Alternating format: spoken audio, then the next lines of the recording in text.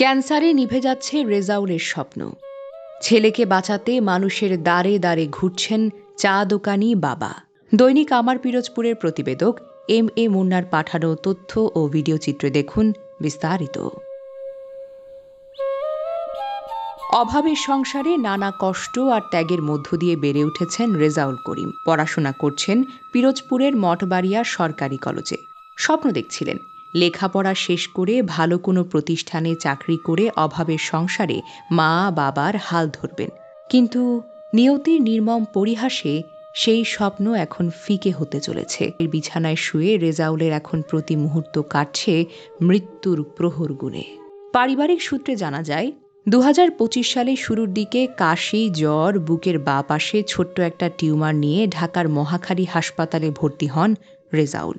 বিভিন্ন পরীক্ষা নিরীক্ষার পর চিকিৎসকরা জানান তার ফুসফুসে টিউমার হয়েছে এবং তিনি নন হজকিন লিম্ফোমা নামক এক ধরনের ক্যান্সারে আক্রান্ত। এরপর মহাখালী ক্যান্সার হাসপাতালেই টানা ৮ মাস চিকিৎসাধীন ছিলেন তিনি। প্রায় ৯ থেকে ১০ লাখ টাকা ব্যয়ে দীর্ঘ চিকিৎসার পর কিছুটা সুস্থ হয়ে বাড়ি ফিরেছিলেন রেজাউল। কিন্তু মাত্র ২১ দিন পর ঢাকায় পুনরায় চেক আপ করালে দেখা যায় ক্যান্সারের জীবাণু দ্রুত ছড়িয়ে পড়ে টিউমারটি ১১ থেকে ১২ সেন্টিমিটার পর্যন্ত বড় হয়ে গেছে। আমি মোহাম্মদ রেজাউল করিম। আমার বাসা মাঝেরপুল ১ নং ওয়ার্ড, মঠবাড়িয়া। আমি মঠবাড়িয়া সরকারি কলেজের অনার্স বিভাগের একজন ছাত্র। আমি একজন ক্যান্সার পেশেন্ট, বিকল নন হজকিন লিম্ফোমা আমার ক্যান্সারের নাম। আমি দীর্ঘ ৮ মাস মহাখালী ক্যান্সার হসপিটালে চিকিৎসা নিয়েছিলাম। ডাক্তারের মতামত ছিল যে কেমোথেরাপি নেওয়ার পরে আমি সুস্থ হয়ে যাব। দীর্ঘ ৮ মাস কেমোথেরাপি নিলাম। কেমোথেরাপি নেওয়ার পর ঠিক ২১ দিন পর আমার টিউমার আবার রিকানেক্ট হয় এবং রিকানেক্ট হওয়ার পরে ডক্টর একটা পেট সিটি স্ক্যান করতে দেয়। পেট সিটি স্ক্যানে দেখা যায় যে আমার টিউমারটা আগে ছিল ৬ সেন্টিমিটার, এখন সেটা ১২ সেন্টিমিটারের মতো দাঁড়িয়েছে। ছেলের চিকিৎসার খরচ সামলাতে গিয়ে নিজেদের সব সঞ্চয় হারিয়ে এখন পুরোপুরি নিঃস্ব ক্যান্সার আক্রান্ত এই তরুণের পরিবার। এদিকে চা দোকানি বাবা সেলিম হাওলাদার ও গৃহিণী মা এমিলি বেগমের শুরু হয় একমাত্র সন্তানকে বাঁচানোর মরিয়া লড়াই। ছেলের চিকিৎসার জন্য তারা তাদের সব সঞ্চয় শেষ করেছেন, এমনকি করতে হয়েছে বিপুল পরিমাণ ধার দেনাও। বসত ভিটার সামান্য জায়গাটুকু ছাড়া আজ তাদের কাছে অবশিষ্ট নেই কোনো কিছু। আমার ছেলে মোহাম্মদ রেজাউল করিম দীর্ঘদিন ঢাকা মহাখালী হাসপাতালে চিকিৎসা নেওয়া হয়েছে এবং তার চিকিৎসা ৬টি কেমো দেওয়া হয়েছে। ৬টি কেমো দেওয়ার পরে হয়তো মোটামুটি একটু কম ছেলে। দীর্ঘ ১-১.৫ মাস পর আবার এমআরআই করার পরে আবার সেই পুনরায় বেশি হয়েছে। এখন মহাখালী ডাক্তার বলছে যে এখান থেকে আর দেওয়া হবে না কেমো। তারা ঢাকা মেডিকেলে এফআইআর করছে।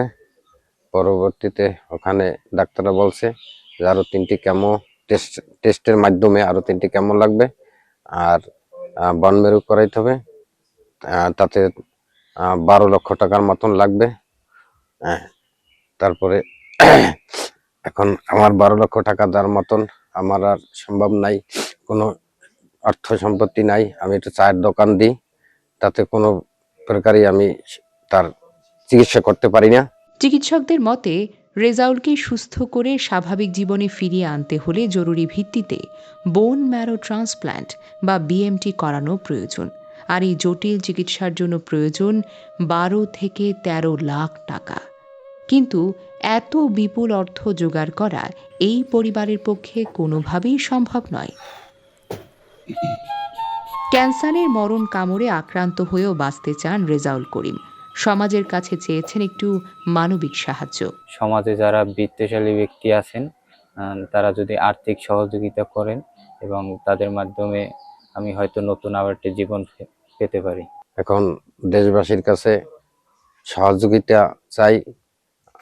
আল্লাহ ভরসা, যদি আপনারা সহযোগিতা করেন তা আমার সন্তানকে আমরা বাঁচাই রাখতে পারবো। আমি রেজাউলের থেকে ১ লাখ টাকা আমি ঘুষাইছি। আমি দেশবাসীর কাছে আমি সাহায্য চাইতে আছি, জানি আমি আরে পুরো ট্রিটমেন্ট চালাইয়া জানি আমি ঘরে উঠাইতে পারি, জানি মা কই জানি বলান দিতে পারে।